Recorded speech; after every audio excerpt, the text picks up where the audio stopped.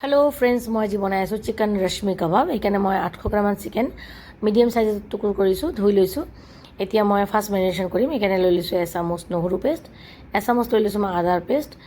लै लीसो 2 চামুচ व्हाइट ভিনিগাৰ और एचामच निमख गोटेखिनि भालदरे एनेके मैं सानी लम सानी केने मैं एटु ढाकी केने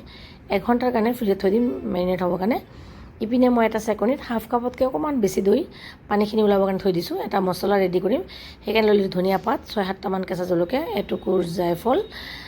কেঁচা জলকীয়া সৰি সৰু ইলাচ 3-4টা 3-4 টুকুৰ দালচিনি আৰু এচামুচ লৈছোঁ মই জালুক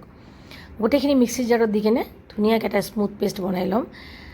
ইপিনে মই 1 ঘণ্টা পিছত চিকেনখিনি ওলাই আনিলোঁ এতিয়া মই সেকেন্ড মেৰিনেশ্যন দিবৰ কাৰণে ৰেডি কৰিছোঁ এতিয়া মিক্সিত বাটি লোৱা মছলাখিনি দি দিলোঁ মই ইয়াতে চেকনিত দি ৰখা দৈখিনি পানীখিনি পূৰা পৰি গৈছে দৈখিনি দি দিলোঁ দি দিম এতিয়া মই এতিয়া আমুল ফ্ৰেছ ক্ৰীম 4 চামুচেৰে 4 চামুচতকৈ অকণমান বেছি গোটেইখিনি এতিয়া ভালদৰে মিলাই ল'ম মিলাই লৈ কেনে আকৌ মই 2 ঘণ্টাৰ কাৰণে ফ্ৰিজত থৈ দিম মেৰিনেশ্যনৰ কাৰণে 2 ঘণ্টামান পিছত ওলাই কেনে মই এইদৰে এয়াৰ ফ্ৰায়াৰত দিম এতিয়া এইকাৰণে মই টুকুৰ ফইল পেপাৰ এনেকৈ পাতি দিছোঁ দি কেনে এটা এটাকৈ চিকেনৰ পিচ দি দিছোঁ দি কেনে ধুনীয়াকৈ মই এয়াৰ ফ্ৰায়াৰত 180 ডিগ্ৰীত 20 মিনিটছৰ কাৰণে হ'ব দিছোঁ 20 মিনিটছমান পিছত খুলি চাইছোঁ এই পিঠি ধুনীয়াকৈ ৰঙা হৈ গৈছে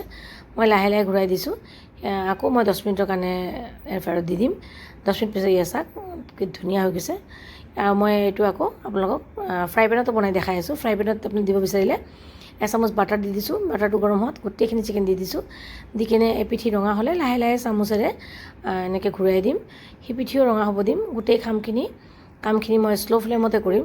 দুপিঠি যেতিয়া ধুনীয়াকৈ ৰঙা হৈ যাব তেতিয়া নমাই দিম মোৰ চিকেন ৰশ্মি কাবাব ৰেডি